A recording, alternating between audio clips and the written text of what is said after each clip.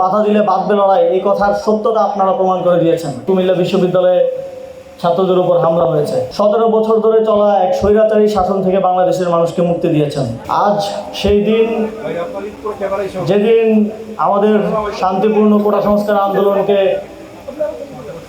সহিংসতার দিকে ঠেলে দেয় স্বৈরাচারী শেখ হাসিনা সরকার, এবং সেই সহিংসতার শুরুটা হয় কুমিল্লা বিশ্ববিদ্যালয় থেকে।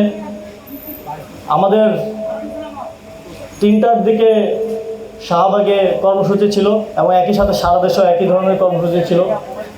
আমরা যখন লাইব্রেরির সামনে জড়ো হতে যাই তখনই আমাদের কাছে খবর আসে যে কুমিল্লা বিশ্ববিদ্যালয়ে ছাত্রদের উপর হামলা হয়েছে।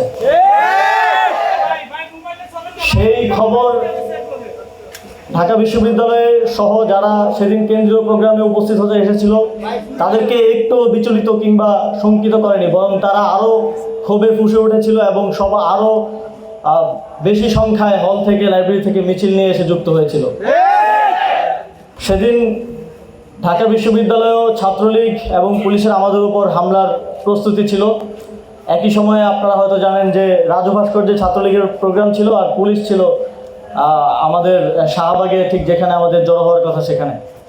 সেদিন আমরা পুরো ঢাকা জুড়ে ব্লকেট করতে পারিনি এই হামলার শঙ্কার কারণে, এবং আপনারা দেখেছেন জগন্নাথ বিশ্ববিদ্যালয় থেকে মিছিল নিয়ে এসে, সায়েন্স ল্যাব থেকে ঢাকা কলেজের শিক্ষার্থীরা মিছিল নিয়ে এসে আমাদের সাথে যুক্ত হয়, এবং আমাদের বিশাল জনসভা দেখে সেদিন পুলিশ বা ছাত্রলীগ কেউই হামলা করার সাহস পায়নি।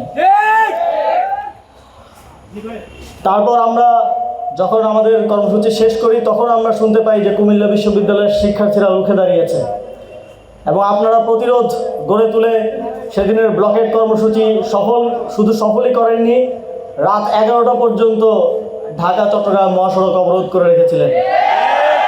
আপনাদের সেই সাহসিকতা এবং সেই প্রতিরোধ সারা বাংলাদেশে কোটা সংস্কার আন্দোলনকারীদের মধ্যে এক আশা এবং আরও সাহস নিয়ে আন্দোলনে ঝাঁপিয়ে পড়ার সাহস সঞ্চার করে।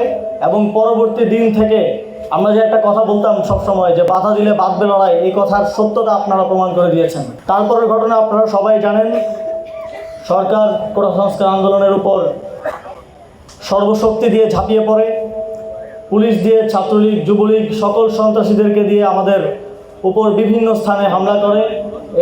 এর ধারাবাহিকতায় প্রথম আমাদের আবু সাইদ বুক চিতিয়ে দিয়ে শহীদ হন এবং আমাদেরকে এক মুক্তির আন্দোলনের দিকে, স্বৈরাচার হটানোর আন্দোলনের দিকে ধাবিত করেন। আমাদের এই আন্দোলনের সফলতার পেছনে একমাত্র এবং শুধুমাত্র ক্রেডিট যায় আমাদের শহীদদের প্রতি, যারা আমাদেরকে পথ দেখিয়েছেন, যারা আমাদেরকে সফল হওয়ার প্রেরণা দিয়েছেন এবং আমাদের সকলকে শহীদ হওয়ার যেই মহানুভবতা সেটা শিখিয়েছেন, এবং সারা বাংলাদেশের কোটি কোটি মানুষ তাদেরকে দ্বারা অনুপ্রাণিত হয়ে রাজপথে নেমে এসেছে এবং একটি 17 বছর ধরে চলা এক স্বৈরাচারী শাসন থেকে বাংলাদেশের মানুষকে মুক্তি দিয়েছেন।